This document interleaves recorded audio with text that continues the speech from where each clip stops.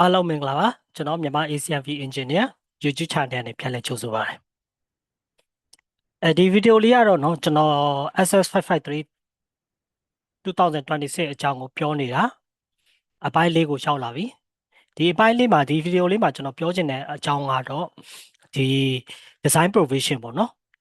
ဒီ SS553 မှာသူက design အတွက် air condition အတွက်mechanical ventilation အတွက်ကော design အတွက်လိုအပ်တဲ့ clause တွေပြတာเนาะ design လိုအပ်ချက်တွေကိုသူကတည်တဲ့ design provision ဆိုပြီးတော့တည်တဲ့ clause တစ်ခုအနေနဲ့ပြထားတယ်เนาะအဲ့ဒီထဲမှာ design အတွက်လိုအပ်တဲ့ outdoor air supply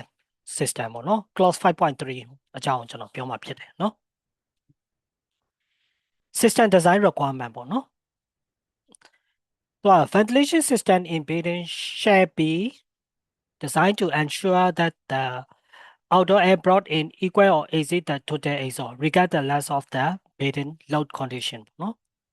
building ရဲ့ heat load condition ဘယ်လောက်ပဲဖြစ်ဖြစ် building ရဲ့ exhaust air ထက်ကိုတူဒါမှမဟုတ်ရင်ပုံများအောင်လို့ outdoor air ကိုထည့်ပေးရမယ်အဲ့ဒါကိုသူကပြောထားเนาะ It should also take in consideration potential source of exfilter air เนาะဘယ်လိုမျိုးဟာတွေလဲဆိုတော့ဒီလိုဘယ်လိုမျိုးဟာတွေကိုလည်းထည့်သွင်းစဉ်းစားရမလဲဆိုတော့เนาะလေစိတ်နဲ့အချက်တွေကိုလည်းထည့်သွင်းစဉ်းစားရမယ်ဘယ်လိုမျိုးလဲဆိုတော့ door gap တွေ external တွေ lift shaft တွေစတဲ့လေစိတ်နိုင်တဲ့နေရာတွေကိုလည်းထည့်သွင်းစဉ်းစားရမယ်เนาะ reasonably as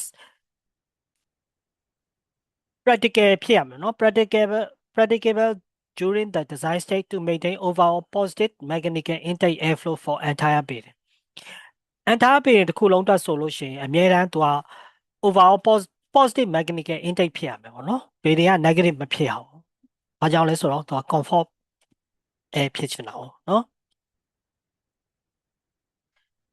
နောက်တစ်ချက်က while specific zone within the building may be neutral or negative airflow တချို့နေရာမှာဥပမာ toilet လိုနေရာမျိုးမှာဆိုရင် negative airflow ဖြစ်နိုင်တယ်နော်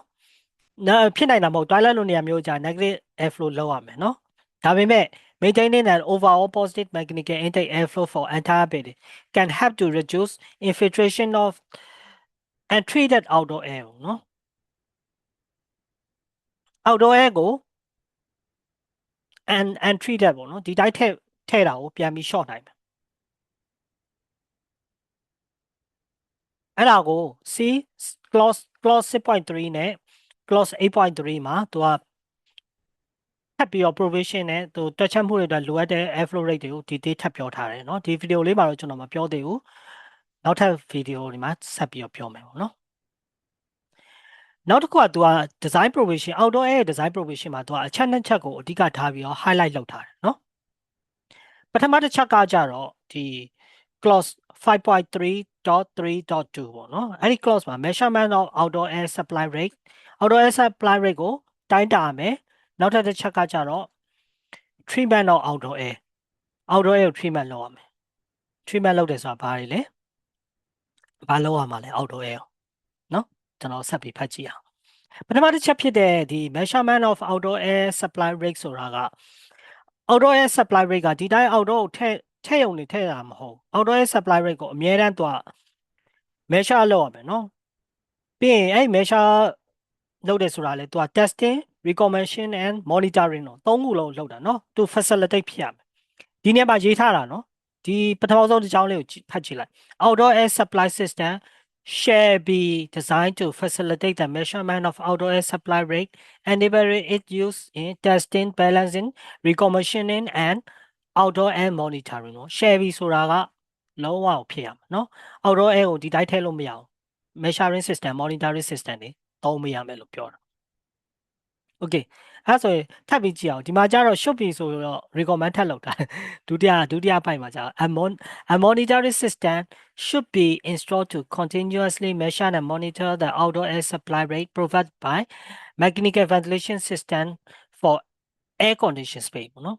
ပြောချင်တာ fresh air intake fan တွေသုံးရမယ်နော် fresh air intake fan တွေကိုဒီတိုင်းသုံးလို့လည်းမကောက်ဘူး recommend လုပ်ထားတာဘယ်လိုလုပ်ထားလဲ measure and monitor လုပ်ရမယ် outdoor air အတွက် intake fan တွေကို measure and monitor လုပ်ရမယ် including AHU and FCU ပေါ့နော် AHU ပဲဖြစ်ဖြစ် FCU ပဲဖြစ်ဖြစ်ဒီ MV fan နဲ့ intake fan တွေသုံးလို့ရှိရင်နော် measure and monitor outdoor air flow rate လုပ်ရမယ်ဒါကတစ်ချက်နော် ဘလို့ monitor လုပ်မှာလဲထပ်ပြောထားတယ်နော် Sensor for monitoring outdoor air supply rate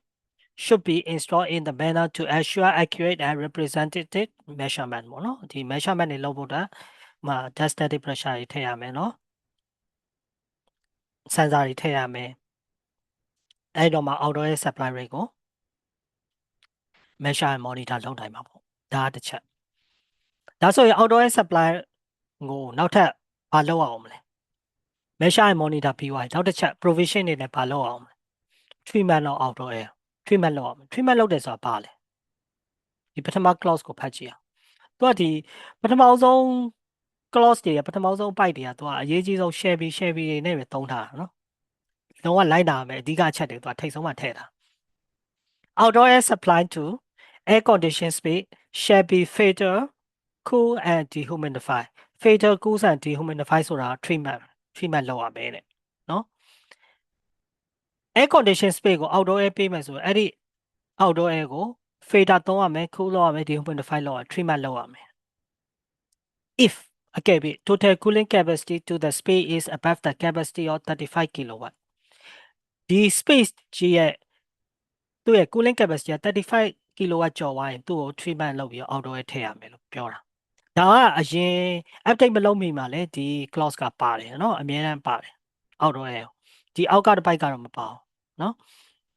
နောက်ပြီးတော့ dedicated outdoor air system လည်းတော့ dedicated outdoor air system should be used where the energy efficiency can be achieved ပေါ့နော် dedicated outdoor air system ဆိုတာဒီPAHU တစ်လုံး AHU တစ်လုံးဒါမျိုးပြော dedicated outdoor air system ပေါ့နော် 1 by 1ပေါ့နော်နောက်ထပ် clause တစ်ခုမေးထားတယ်နော်ထပ်ပြောထားတယ် regardless of the total cooling capacity of the space ရဲ့ total cooling capacity ဘယ်လောက်ပဲဖြစ်ဖြစ် appropriate measure ပေါ့နော်ခုန measure ပြောခဲ့ပြီးသွားပြီ appropriate measure ကိုနေမကောက်အောင်နော်သူကဘာလုပ်ရမလဲဆို interlocking and sequencing control of outdoor air fan with air handling equipment interlocking မှာလုပ်ရမယ်နော်မဟုတ်လို့ရှိရင် interlocking မလုပ်ဘဲနဲ့ဆိုလို့ရှိရင် AHU မ run နဲ့ဒီ fan ရ run နေရဆိုရင်အခန်းထဲကိုလေတွေပဲရောက်ရမယ်ဒါကြောင့်မလို့ interlock လုပ်ရမယ်နောက်ပြီးတော့ sequencing လုပ်ရမယ် fan က one speed fan နဲ့မကောက်ဘူးသူ့ရဲ့ဒီသုံးတဲ့ FCU ပေါ်မှာမူတည်ပြီး FCU ဒါမှမဟုတ် AHU ပေါ်မှာမူတည်ပြီးတော့ဘယ်လောက်ပါဆက်မဲ့ outdoor ထဲမှာလဲဘယ်လောက်ပါဆက်ထပ်လို့ချင်တာ50လို့ချင်တာ50%ပဲ run ပါလားဒါကိုသူက sequencing လုပ်ရမယ်နော် outdoor air fan နဲ့ air handling AHU နဲ့ကိုသူက interlocking နဲ့ sequencing လုပ်ရမယ် should be implement in the design of air condition system to ensure outdoor air not introduced into the air condition space without being preconditioned and dehumidified နော်ကျွန်တော်ခုနပြောခဲ့သလိုပဲ